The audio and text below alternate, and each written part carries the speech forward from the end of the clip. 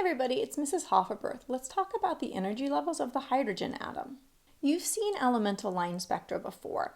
We looked at these in lab with mercury and with helium.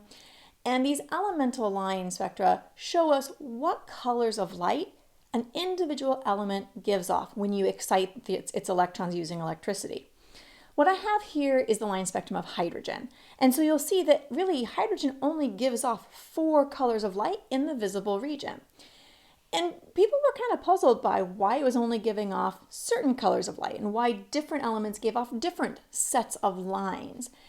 And, the explanation really came down to both a mathematical model, like something that just explains the data, and then the why. And Niels Bohr is really given credit for explaining, or at least providing one possible explanation. We've since upgraded it for what's going on.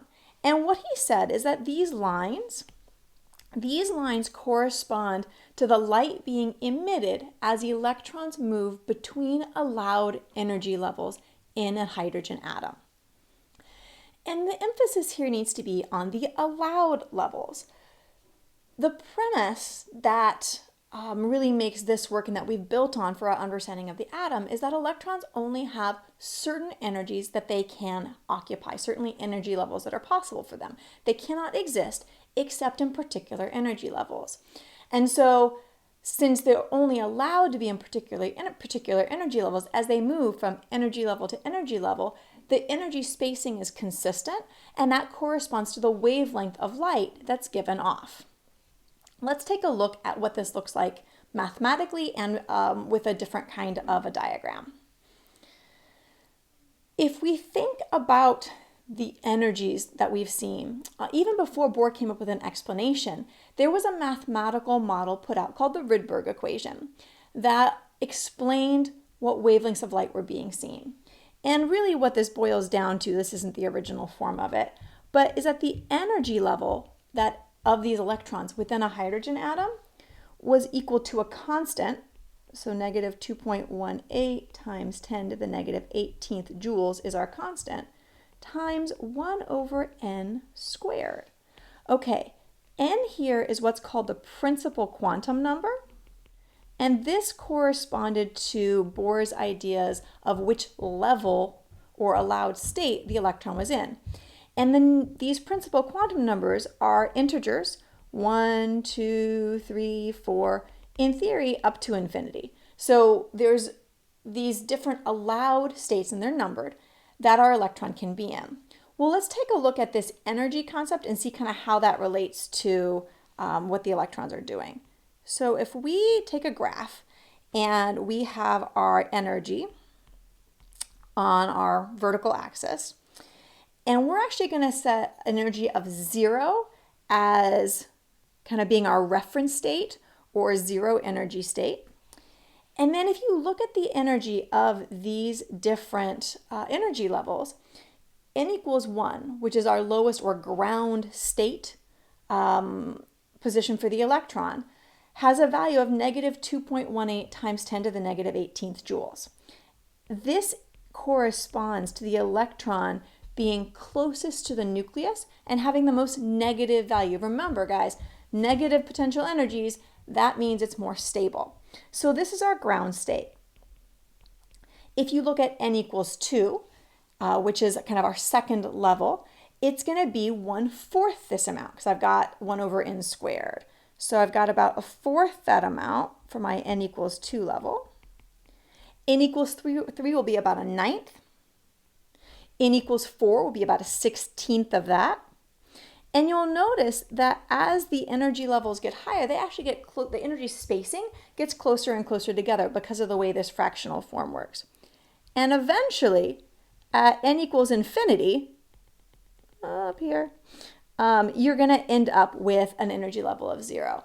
And so a couple things I want to point out. First off, these are our different allowed energy levels that Bohr was talking about for our electron in a hydrogen atom. We can calculate the energy, and then as the electrons are moving between these energy levels, that is what is allowing us to see the light. So as electrons drop down in energy, they are going to give off energy, they're going to release it. And so a photon of light is going to be emitted. And then if electrons are absorbing energy, then they'll go up in energy. So if they absorb a photon of light, they'll go up in energy. But there's only particular energy gaps that are possible. And so you can actually calculate what those values are. And so if you look at how that works out, we look at our final energy minus our initial energy, and that'll give you the change in energy. That change in energy has to correspond to the light that's either being absorbed or being emitted. There's like no other options. It's these steps or nothing. Like you have to have these particular values. So the lights we see for the line spectra, those correspond to the electrons moving between these energy levels for a hydrogen atom. And we can actually calculate what that value of light would be. Now here's the kicker. This equation, this variation of the Rydberg equation, only works for hydrogen. It doesn't work for multi-electron atoms. We're going to talk about why in class. And that was both a problem and a catalyst for people to look a little bit deeper. Because why does this equation work, and why can we really predict what's going on with hydrogen where we can't for other atoms? And so this took us one step closer to really trying to understand kind of a broader, more general explanation for what's going on within our atom as they are absorbing and emitting energy in the form of light.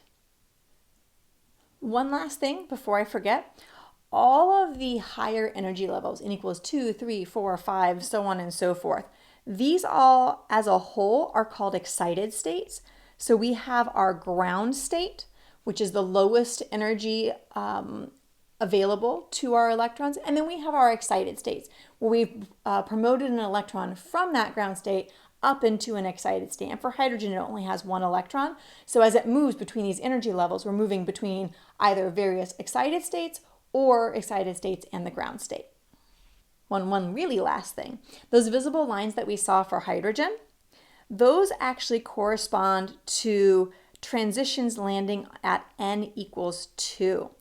Because wavelength-wise, this is the energy gap that corresponds to visible light that we can see. These lines corresponding that land down at N equals 1 in the ground state, those are actually have more energy, and so they end up being in the ultraviolet. Whereas transitions that correspond to having your electrons land, I'll say on N equals 3, those have less energy, and those are in the infrared region of our electromagnetic spectrum.